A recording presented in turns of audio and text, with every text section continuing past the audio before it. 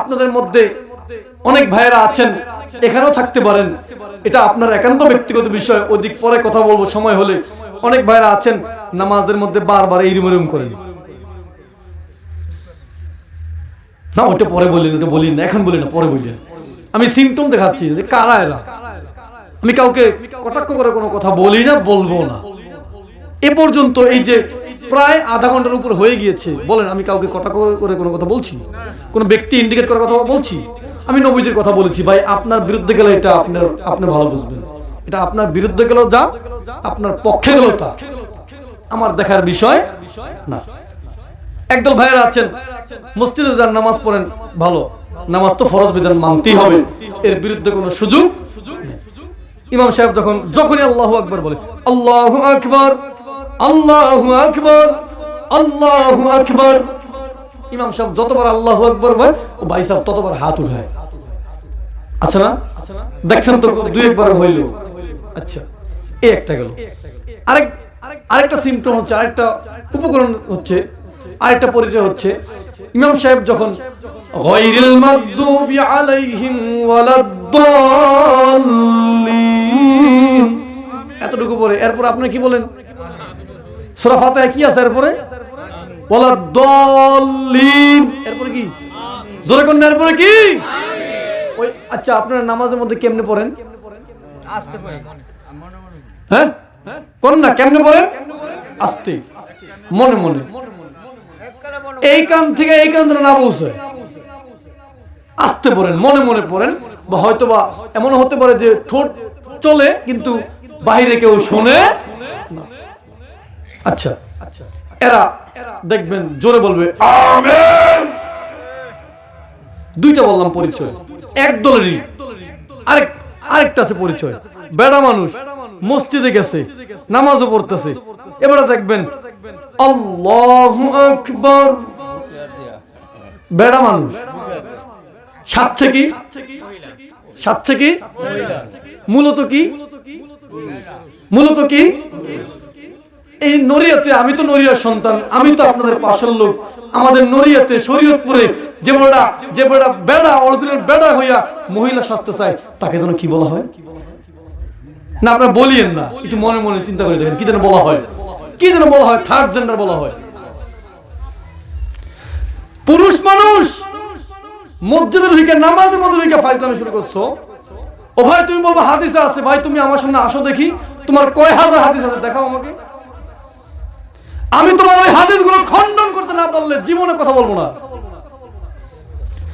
একটা হাদিস সহি না, যেগুলো দিয়ে বুকের উপর হাত বাঁধতে চায়, একটাও সহি না। যদিও বাংলা সফটওয়্যারের মধ্যে বাংলাতে লেখা আছে সহি, কিন্তু একটাও সহি না। কিছু হাদিস জাল, কিছু জয়ীফ, বাতিল, অগ্রহণযোগ্য। এই বাতিল হাদিস নিয়া, জয়ীফ হাদিস নিয়া তুমি আমাদের সামনে আসবা, আমাদের বাপ দাদার নামাজ ভুল ছিল আর তুমি একলা সঠিক আইছো না বলে। সৌদি থেকে শিক্ষাইছি, আমাকে শায়েখ বলছে, ঘুমটাওয়ালা শায়েখ বলছে নামাজে বারবার হাত উঠাইতে হয়, বুকের উপর হাত বাঁধতে হয়। ও ভাই তুমি ফতোয়া দিচ্ছ তোমাদের বাপ দাদার কারো নামাজ হয় নাই।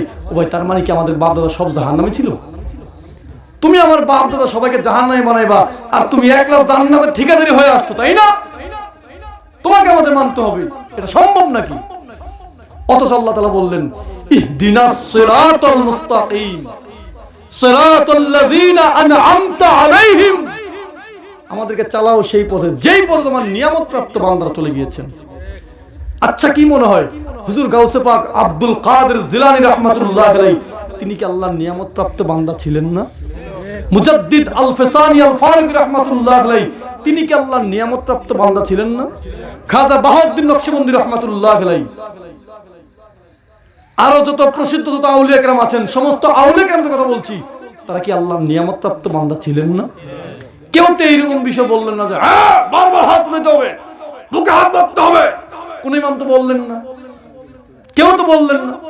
হুজুর গাউসে পাকের লেখা 3টা কিতাব আমার কাছে আছে, 3টা, আস-সাফিনাতুল কাদরিয়া, গুনিয়াতুত তালিবিন, তারপরে আরেকটা আছে সিররুল আসরার। 3টা কিতাব আমার কাছে আছে, আরো একাধিক কিতাব তিনি লিখেছেন। কোন কিতাবের মধ্যে তিনি তো এই সমস্ত কথা বললেন না। আপনি হাদিস বুঝে ফেলালেন। আলিয়া মাদ্রাসায় 16 বছর যাবত লেখাপড়া করতেছি মাদ্রাসায়। কোন মুহাদ্দিস কোন বিজ্ঞ আলেম তো বললেন না যে ওই হাদিসগুলো যেটা আছে অতএব ওটাই আমল করতে হবে। আপনি বারবার হাত উঠানোর কথা বলবেন। আচ্ছা, এই বিষয়টা সামান্য একটু ফিনিশিং দিয়ে দিচ্ছি। আপনি বারবার হাত উঠানোর কথা বলতেছেন, হাদিসে আছে। হ্যাঁ, আমিও বলছি এটা হাদিসে আছে, আমি হাদিসকে অস্বীকার করছি না, কিন্তু আমরা এই হাদিসগুলো কেন আমল করি না, আপনি কেন আমল করেন একটু ভালো করে মিলিয়ে নেন। যে হাদিসগুলো উল্লেখ আছে, যে হাদিসে উল্লেখ রয়েছে বারবার হাত উঠানোর কথা, যে হাদিসে উল্লেখ রয়েছে বারবার হাত উঠানোর কথা, এই হাদিসগুলো নবীজি থেকে যে সমস্ত সাহাবীরা শুনছে, যে সমস্ত সাহাবীরা বলছেন যে নবীজি বারবার হাত উঠিয়েছেন, হাত উঠানোর কথা বলেছেন, ওই সমস্ত সাহাবীরা শেষে আইসা নবীজির ওফাতের পরে, নবীজির ইন্তেকালের পরে ওই সমস্ত সাহাবীরা তাদের ইন্তেকালের আগ মুহূর্তে আইসা বারবার হাত উঠানোর হাদিসকে বাদ দিয়ে দিয়েছেন। কি ভাই, যারা হাদিস বর্ণনা করলো এরাই তো আমলটা বাদ দিয়ে দিল, তা আপনি কেন ধরে রাখলেন? ও, বুঝতে পারছি, আপনি আমার নবীজির সাহাবীদের চাইতে এক কলম বেশি বোঝেন। আপনার মতো অত বড় শিক্ষিত পারসন আমাদের দরকার, আমাদের নবীজির সাহাবীদের পথে থাকতে হবে। নবীজি বলেছেন আসহাবিকান নুজুম ফাবি আইয়িহিম ইক্তাদাইতুম ইহতাদাইতুম। আমার সাহাবীগণ, সমস্ত সাহাবীগণ আকাশের তারকার মতো, একজনকে ফলো করলে জান্নাতের পথ পেয়ে যাবে। নাবিক যারা আছে, নাবিক যারা সমুদ্র পথে জাহাজ চালায়, এদের কি নির্দিষ্ট কোনো ম্যাপ আছে? শরীয়তপুর থেকে সখীপুর যামু বা বাংলাদেশের যেই প্রান্তে যাই না কেন, মোবাইলে গুগল ম্যাপে ঢুকমু, ধরেন চট্টগ্রামে আমি বাঁশখালীতে যাবো, চট্টগ্রাম জেলা কক্সবাজারের বাঁশখালী, চট্টগ্রাম ওইদিকে যাবো বা আমি কক্সবাজার যাবো, পথ চিনি না, আমি একা যাবো, একা মোটরসাইকেল নিয়ে যাই বা যেভাবে আমি যাই, আমি যদি গুগল ম্যাপে যদি স্থানের নাম যদি লিখতে পারি, আমাকে গুগল ম্যাপ কয়েকটা রাস্তা দেখাবে। সহজ পথ যেটা ওটাও দেখাবে, কঠিন যেটা ওটাও দেখায় দিবে, কঠিন যেটা ওটাও দেখাবে। আচ্ছা, সমুদ্র পথে নির্দিষ্ট কোনো রাস্তা আছে যে এই রাস্তায় যাওয়া লাগবে। নাবিকরা কেমনে যায়? ওই যে নাবিক যারা আছে এদের মধ্যে যারা সায়েন্সের প্রতি অভিজ্ঞ, তারা খুব ভালো করে জানেন কোন তারকা থেকে কোন তারকা ট্র্যাক করলে আমরা সহজে গন্তব্যে পৌঁছতে পারবো। নবীজি বলেন আমার সাহাবীগণ আকাশের তারকার মতো, এদের মধ্যে একজনকে অনুসরণ করলে তুমি আল্লাহর জান্নাতের রাস্তা পেয়ে যাইবা। সেই সাহাবীরা, সেই সমস্ত সাহাবীরা বারবার হাত উঠানোর হাদিসকে বাদ দিয়ে দিয়েছেন, বারবার হাত উত্তোলন করা হাদিসকে আমল থেকে ছেড়ে দিয়েছেন, তারা মাত্র একবার হাত উত্তোলন করেছেন। এখন বলেন, যারা এই যে বারবার হাত উঠানোর কথা বলে, এরা কি অরিজিনাল মুসলমান না ফিতনাবাজ? এরা কি অরিজিনাল মুসলমান না ফিতনাবাজ? খুব সাবধান থাকবেন, সতর্ক থাকবেন।